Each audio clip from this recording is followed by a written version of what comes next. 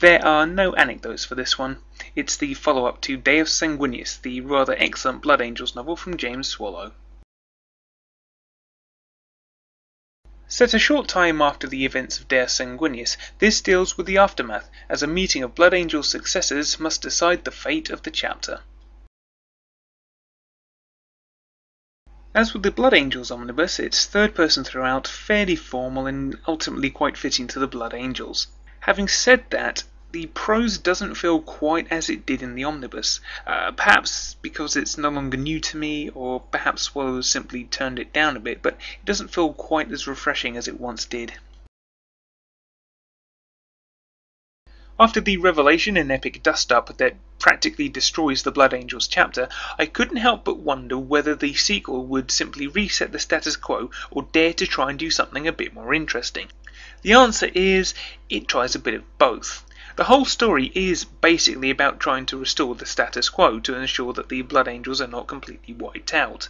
To that end, representatives of all the Blood Angel successors are called to Bow for a big meeting to decide the future of their parent chapter. Now, seeing all the successor chapters together in one place is quite an enlightening experience.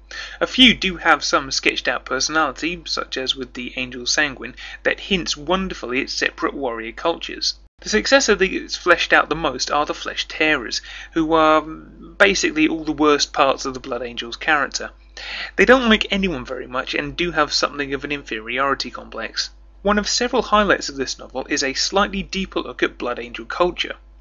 There is one moment that speaks volumes about the soul of the Blood Angels, but also it almost defies belief given their status as post-human instruments of doom. Additionally, it is both fascinating and entertaining watching the successors basically get on each other's nerves, as brothers and cousins are wont to do. It all rattles along at a decent pace with some good action set pieces dotted throughout. It all culminates nicely and sets up something pretty damn good at the end.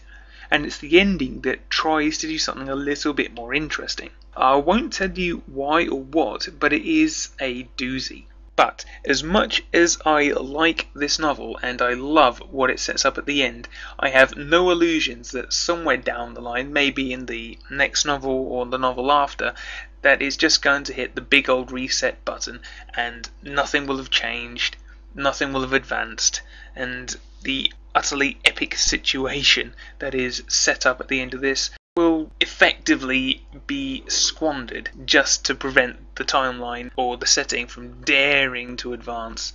Sorry if I sound a bit bitter about that, but I am starting to find it a tad cheap where something wonderfully epic is set up, but it's never carried through. But as I say, this is a very good novel, it's got a brilliant ending, and we shall see if the sequels actually do anything interesting with it.